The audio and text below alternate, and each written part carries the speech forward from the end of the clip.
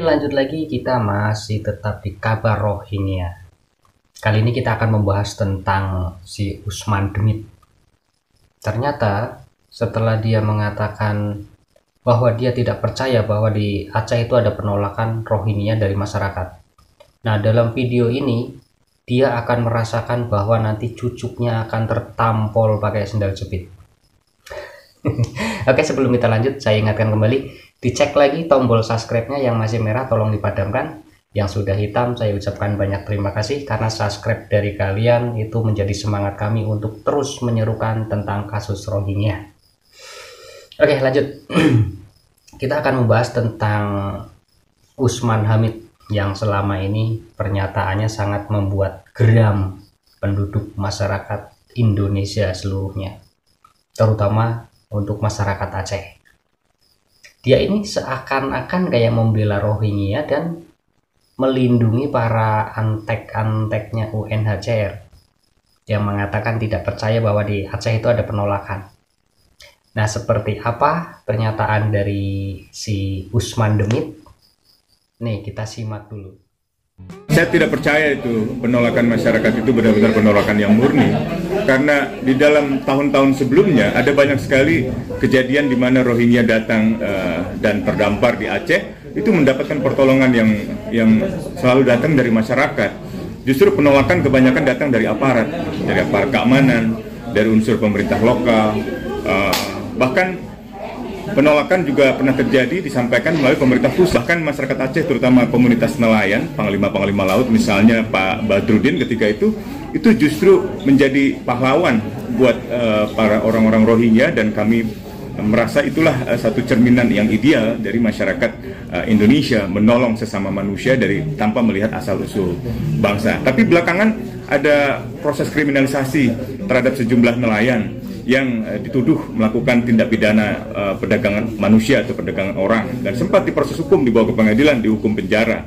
Juga ada pemanggilan atau usaha untuk mengkriminalisasi yang seperti menjadi tekanan, intimidasi kepada mereka yang ingin menolong Rohingya. Assalamualaikum warahmatullahi wabarakatuh. Saya mewakili nelayan pesisir Gandapura beserta dengan Abu Daud. Nama saya Armia, pekerjaan saya sebagai nelayan.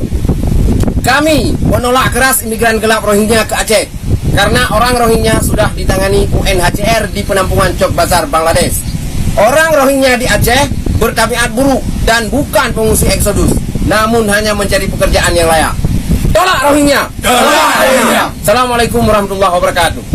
Bagaimana Usman Hamid? Mohon maaf, saya sudah tidak lagi menghormati dan menghargai Anda sebagai orang yang lebih tua dari saya, karena Anda adalah seorang londo ireng. Saya anggap Anda itu seorang londo ireng yang tidak berpihak kepada masyarakat kecil. Anda bilang dulu, nah kembali ke sejarah nih. Anda bilang dulu sebelum rame-rame konflik yang ada di Aceh atau gesekan antara warga lokal dengan Rohingya yang ada di Aceh, katanya ada cerita juga kan sebelumnya mereka diterima dengan baik, dengan senang hati warga Aceh menerima dan mengurusi mereka. Memang iya. Sekarang kita bandingkan dengan sejarah zaman dulu, Belanda dan Jepang masuk ke Indonesia, baik nggak awalnya? Diterima dengan baik nggak awalnya? Ayo, terus pada akhirnya apa? Indonesia sendiri kan yang menumbangkan mereka karena kelakuan buruknya mereka. Masa iya akan terulang lagi dengan Rohingya sekarang yang diterima dengan baik, terus masuk terus, nantinya bakal jadi penjajah seperti Jepang dan Belanda nantinya. Oh ya, saya mau nanya sama si bapak yang terhormat Usman bin Hamid, gimana cucuknya, sudah merasa tertampol belum dengan video yang terakhir tadi yang nelayan dari Aceh? Kalau sudah merasa tertampol, besok bikin lagi klarifikasi dari pernyataanmu yang pertama. Seperti apa nanti klarifikasinya, kita tunggu. Nah, ini sama aja nih surat terbuka untuk Usman Demit. Ya silakan disampaikan ke Usman Demit. Syukur-syukur besok Usman Demitnya datang ke rumah saya. Kenapa kamu menjelek-jelekan saya? Ya memang jelek. Man, Usman, yang harus dibela itu warga Aceh, Man, Usman, bukan Rohingya, UNHCR dan gerombolannya yang harus dibela. Kamu itu lahirnya di Indonesia apa lahir di lautan yang diurusi oleh PBB dan UNHCR? Kalau kamu bukan merasa warga Indonesia, oke lah, silakan dibiarkan saja orang-orang Aceh itu menderita karena sudah resah dengan keberadaan orang-orang Rohingya itu. Dan kamu juga pernah mengatakan sebagian kecil yang menolak. Tuh lihat yang di mana? Deli Serdang, Sumut. Emak-emak sampai emak hamil pun ikut demo, merasakan keresahan dan tidak menerima mereka. Apa perlu kita semua rakyat Indonesia menyerukan untuk tolak Rohingya dan tolak Usman Hamid? Bila perlu nanti kita kumpulkan semua nih masyarakat Indonesia biar bersatu ngumpul. Ini karena kalau kita nggak bahas tentang Rohingya terus-terusan seperti ini akan hilang begitu saja. Dan dianggap selesai. Penyelundup yang masuk nih, penyelundup yang masuk ini dengan mudah. Tahu-tahu 2 tahun ke depan di data orang Rohingya ada 10 juta di Indonesia. Bahaya nggak? Nah, ketika ada yang membahas seperti ini, nanti saya ditakut-takuti, dipermasalahkan. Saya sekarang aja udah diserang habis-habisan dari buzzer mereka. Saya nggak peduli, monggo kerso, silakan kalian nyerang. Yang penting jangan main fisik langsung datang ke rumah. Kalau kalian main fisik datang ke rumah, saya lari sembunyi. Cuma kalian nyerang di media sosial juga ataupun hanya di komentar, ya monggo, ya silakan. Saya nggak peduli apa yang kamu bilang di komentar. Niat saya, tekad saya membela masyarakat, membela terutama sekarang itu Aceh yang sedang resah oleh kelakuan dari Rohingya. Terutama pelakunya adalah UNHCR. Karena kalau kita tetap diam, masyarakat Indonesia tetap diam, itu nggak akan pernah selesai. Kita tahu sendirilah. Ya ini bukan rahasia lagi. Tapi ini sudah menjadi rahasia umum, seluruh masyarakat Indonesia itu tahu. Kasus, ya ini satu nih. Kasus yang paling mudah diselesaikan dan cepat selesai adalah kasus yang viral. Satu.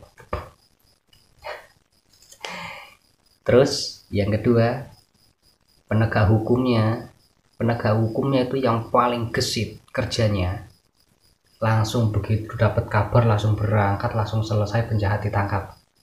Ada tuh satu lagi nih, yang kedua ya, itu polisi yang ada di TV. Nah, yang ketiga, penegak hukum yang tidak neko-neko, yang manut dan nurut dan ikut apa aturan negara, disuruh tidur di jalan bertahun-tahun tidak protes. Polisi tidur. Itu. Lalu pemerintahnya itu lelet, hal yang tidak viral tidak akan diurusi, bahkan ditutupi. Itu buruknya sistem pemerintahan kita. Kalau kasus Rohingya ini nggak viral, nggak akan mau diurusi, dibiarkan saja. Terserah masyarakat mau bakbuk sama Rohingya, masyarakat mau apa ya, aku kalau mau ngomong di YouTube itu kadang saya agak-agak dijaga karena begitu salah ngucap aja nanti bermasalah sih di YouTube. Ya pokoknya itulah intinya. Jadi kalau kasus apapun itu kalau tidak ramai di Indonesia tidak akan diurusi. Jadi satu-satunya jalan, kasus apapun, kasus sekecil apapun, ya diviralkan baru diurusin. Tapi mohon maaf nih, jangan sampai besok pagi Pak Babin datang ke rumah saya karena saya buat video seperti ini. Tapi nggak apa-apa karena memang itu nyata dan apa adanya. Hanya ada satu di negara ini pejabat yang benar. Hanya ada satu penegak hukum yang benar. Berarti yang benar itu yaitu satu, kalian yang benar. Yang lain itu semuanya sama. Doyan ini. Ini contoh kecil aja dari Polantas.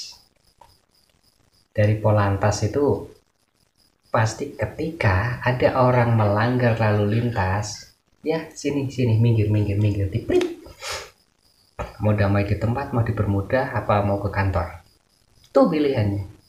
Damai di tempat saja, jepret 15.000 diterima, kantongin, beli rokok, selesai, pelanggar pergi. Begitu juga dengan kasus-kasus besar.